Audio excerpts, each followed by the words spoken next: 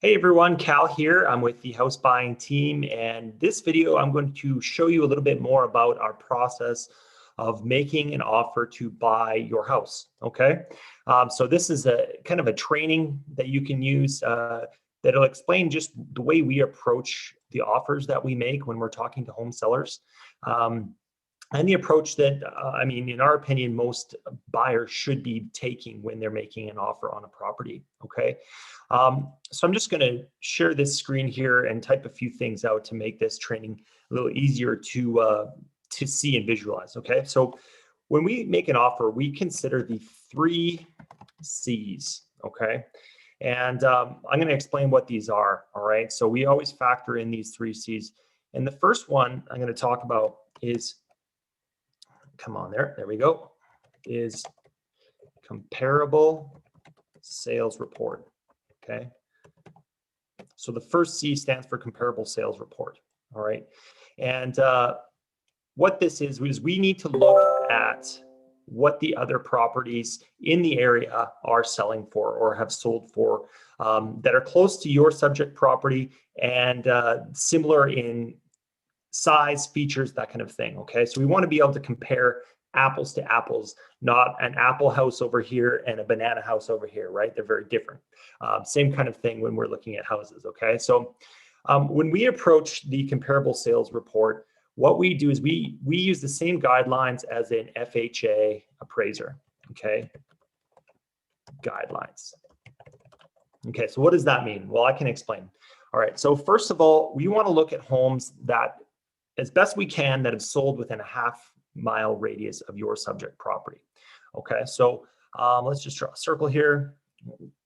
All right, so we'll call this half-mile rate, or this is a half-mile circle, and your property is going to be in the middle. All right, and so we're going to have, let's just put, here's your house right there. There's a star, and then we're going to look for other similar properties that sold within this radius. Okay.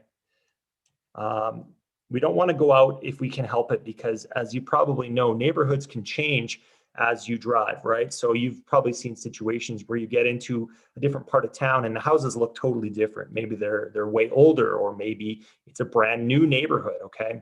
So we want to look for comparable homes that are in a half-mile radius whenever possible, all right, to your house. Now, sometimes some situations there just aren't any similar homes in a half-mile, and we can sometimes stretch that maybe to 3/4 of a mile, or maybe even up to a mile radius. But the best comparables are always within a half a mile. Okay, so that's item number one, is 0.5 mile radius. Number two, as I mentioned, we want to look at recent sales. Okay, so typical appraisers look at sales that happen in the last 90 days. Okay. And the reason for this is markets can change. Real estate markets can fluctuate over time, right? So the home market and the home values in your neighborhood and your area might be completely different now than they were a year ago or 2 years ago, right? And so we can't look at that older data and assume that the same values apply today, right? It's not fair to you, especially if the market's gone up in the last year.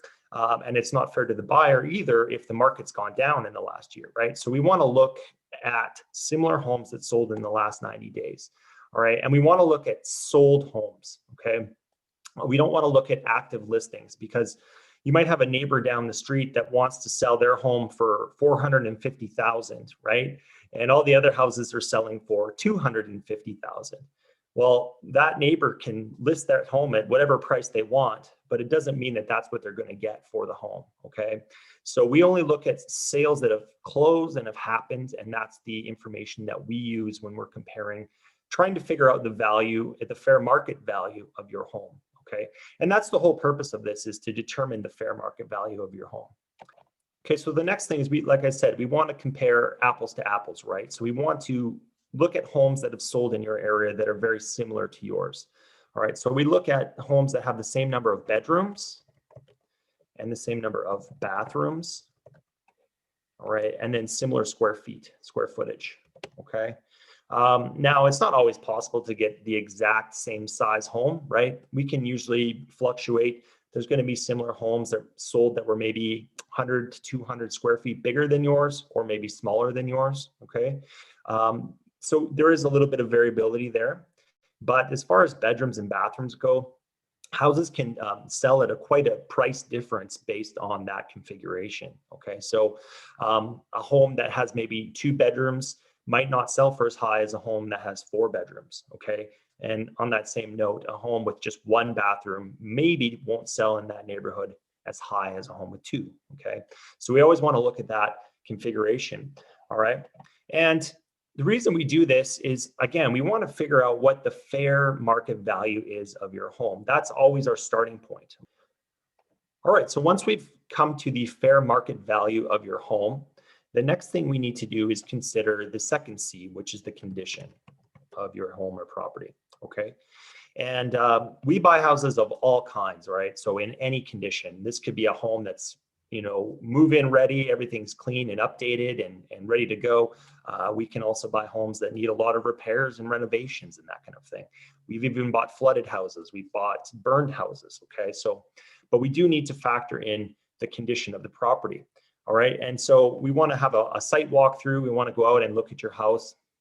And we're just going to look for the things that need to be fixed in the home, right? So if you've got a house that needs a new roof and you're struggling with the idea of maybe having to replace the roof before you sell, well, don't worry. We can actually handle that project when we buy it, okay? We've got a great team of contractors, and we can probably get the work done a bit cheaper than you, depending.